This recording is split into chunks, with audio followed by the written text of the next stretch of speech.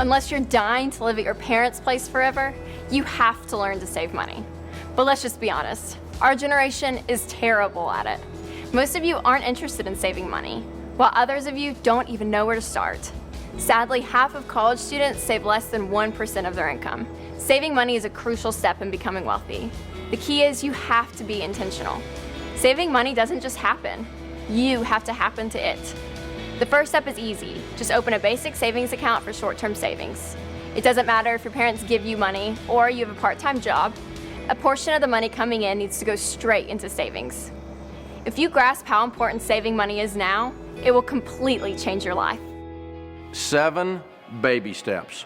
That's what it takes. I'm going to be the first to tell you it isn't always easy. It's seldom easy, but it's always worth it. Whether you're a college student who's just getting started or whether you're already retired, these steps work. They've changed millions of people's lives when they instituted them into their life. And they can change yours too.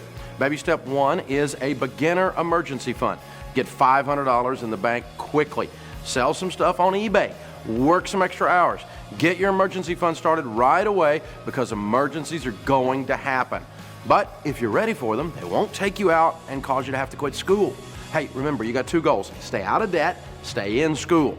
So, get the emergency fund as fast as you can and then save up for a big pile of cash for next semester's tuition.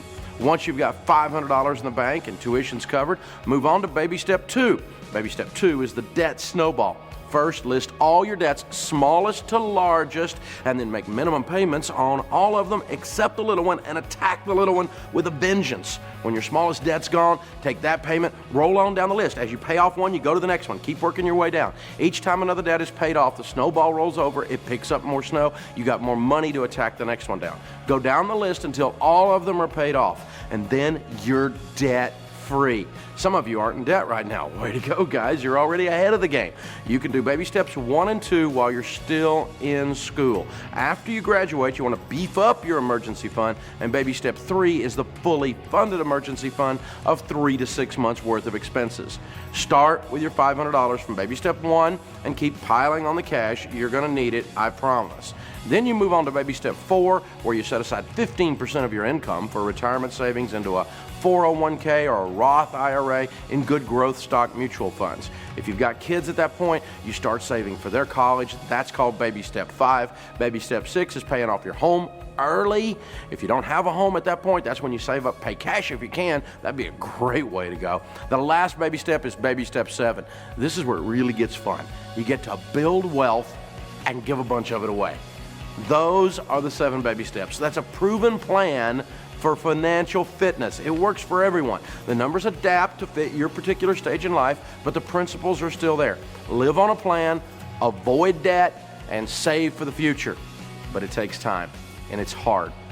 The good news is it works every single time. Baby step 1, quickly, I want you to get $1,000 in the bank. Or you could just put it in the underwear drawer if you want. You know, you can store it anywhere you want to store it. But the trick is this, you got to put it someplace where you can't get to it too easy. So maybe the underwear drawer won't work, because maybe the pizza man will get your money. No, the pizza man's not going to be in your underwear drawer, but I know what happens.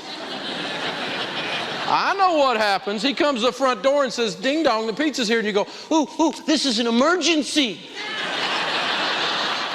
So you got to put it where you can't get to it too easily, but you also got to put it where you can get to it if you need it, because it is there just for emergencies. Most people can do this in a month, and you need to do it really, really fast. Baby step 1 is the easiest baby step, and baby step 1 is the hardest baby step. It's the easiest baby step because it's only $1,000. By the way, if you make under $20,000 a year in your household, mark through that and make it $500, because I want you to do this really, really quickly. So again, it's the easiest because it's a small amount of money. You have a big garage sale, you work a little extra, boom, you can get this thing done right now in 1 month. Knock that one out. Some of you already have $1,000. You're going, check that off, I'm ready to move on, right?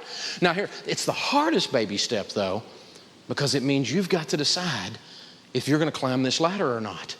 You've got to decide, am I going to take these steps? Am I going to change my behaviors? And when you make that decision, it's a big deal. Because I'll tell you this, human beings do not like change. We drive the same way to work every day, on the same road. We wear the same clothes all the time if we're not careful. But here's the deal, we don't like change, even if what we're doing is not working. We're proud of our stupidity. You know, we become defensive of our mess, don't we? We're like a toddler sitting in a poopy diaper. Yeah, I know it smells bad, but it's warm and it's mine. We are defensive of our mess. Even if it's not working, we don't like change. So this is when you decide if you're going to change or not. This is when you make the decision. So it's the hardest baby step because you got to face you. You got to look in the mirror and go, you're the problem. And when you do that, then you start to win with money. See, what we're talking about here is that savings must become a priority, not an intellectual discussion, because I've never interviewed somebody that says, no, I think savings is dumb. I think saving money is a really dumb idea. I've never heard people say that. But everybody talks about it and no one does it. This is where you actually have to learn to decide to pay yourself first. You need to learn to give, save, and then pay bills. You're listening to The Dave Ramsey Show. We appreciate you joining us, America. Up next is going to be Megan. Megan is 20 years old. She's a sophomore in college and in Nashville, Tennessee. Hi, Megan. What's up? Hey, Dave. I'm wondering if I should have two different savings accounts. One for my emergency fund and one for things like tuition and other stuff. Yes. You should always have two savings accounts separate from your emergency fund.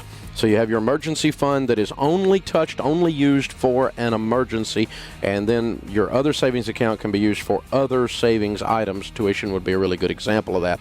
But if you're also saving up to buy new tires, you could put that in that same account with the tuition account. But keep your emergency fund always completely separate, because that gives you that mental jog, that mental, if you get ready to go use your savings for something that's not an emergency. And you go, wait a minute, now that's the emergency fund. It makes you stop and go, wait, buying a new couch is probably not an emergency. And so you don't invade that space. You want to be sure you keep them completely separate, your emergency fund and your other savings. Great intuition on your part, Megan. Good thinking there. Go with what your gut was telling you. I appreciate you joining us. Thanks for calling The Dave Ramsey Show. You've got to make it a priority. Let's kind of talk about it this way. How many of you in here have children? Raise your hand. Once I get your hand up, keep it up. Now, if you have children, how many of you, keep your hand up. If you don't have children, how many of you hope to someday? Or there's a child anywhere on the planet you kind of like?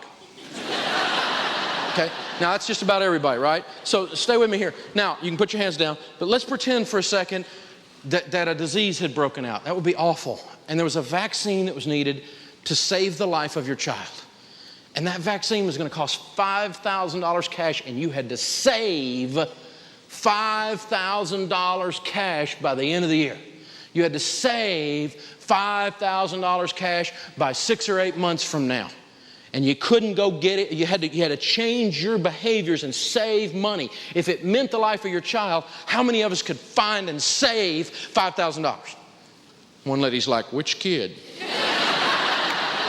But we could do it. All that means is this. Now, obviously, that we didn't give you a raise. We didn't give you a budgeting technique. We didn't give you some magic pill to make you rich. You changed your priorities. In that horrible, macabre example, you looked at it and you said, if I had to, I could do it. If it became important enough to me, I could do it.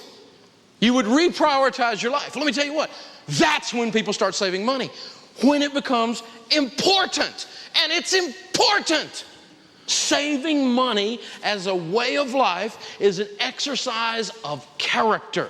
It's an exercise of emotion. It's absolutely vital.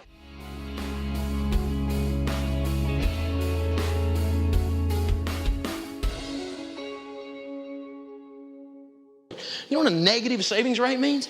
That means we are spending more than we make. Hello. That's not hard to figure out, is it? We're spending more than we save. We're eating into our savings every year. We have a negative savings rate. That's got to change as a culture, or we're going to fail. Saving money is about emotion, and it's about contentment. When we use that example of the vaccine with a child, your emotion gets you, and you say, I can do this. Ooh. And it's also about contentment. It's about, you know what, I don't have to impress you. I don't have to buy something to feel good about myself.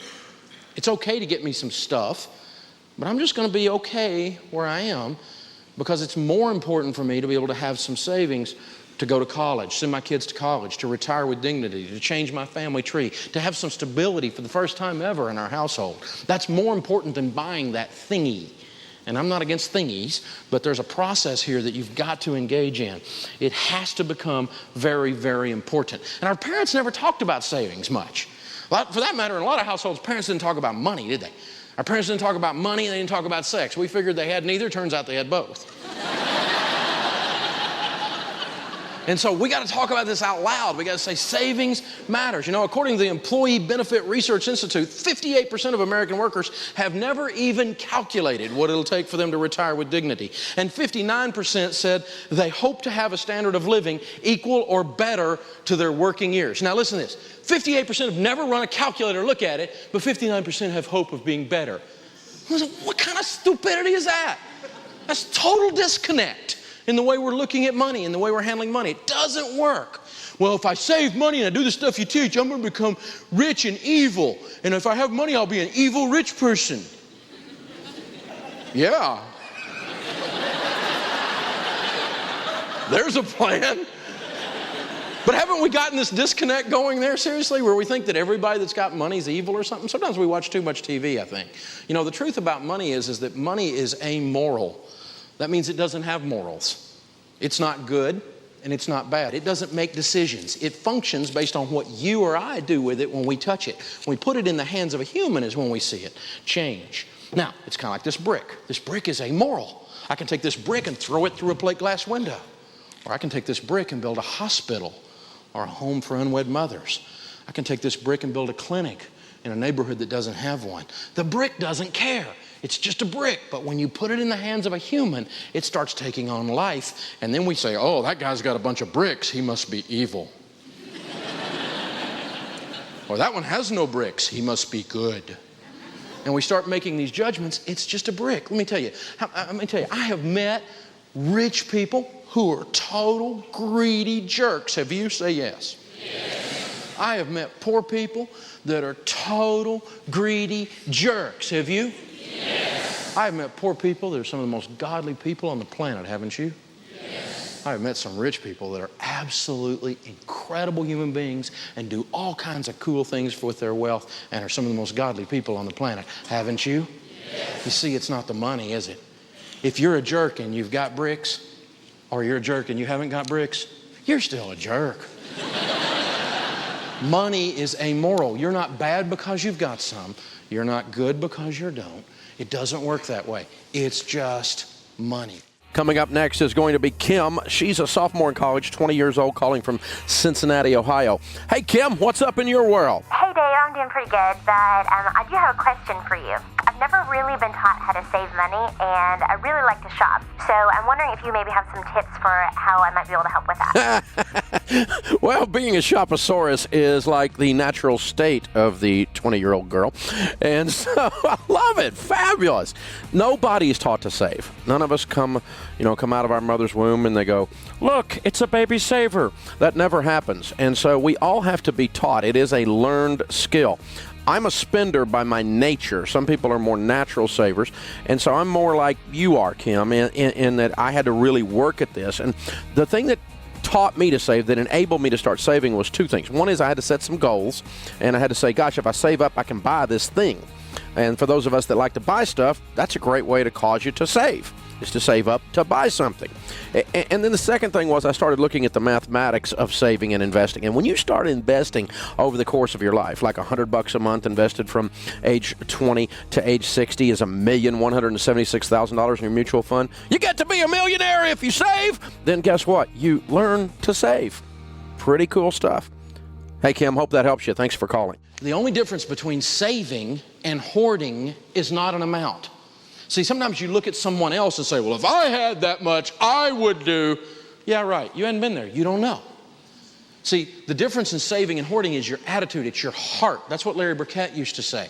Some people have $10 and they hoard that. Others have 10 million and don't hoard that. See, what I'm talking about is this. You got to learn to save money. And then when you get a pile of money, whether it's a big pile or a little pile, how you treat that, your attitude towards that, tells us whether that is saving or whether that is hoarding. It kind of is like this. Here's the deal. This is the international sign of anger, the fist. And if you hold your hand open like this, even a dog understands that. See, if you hold your money like this, it will never get out. But guess what? No more can get in either. It doesn't work that way. The clenched fist is the hoarding idea. The open hand allows money to come and go, and you've got a different attitude in the way you're looking at it.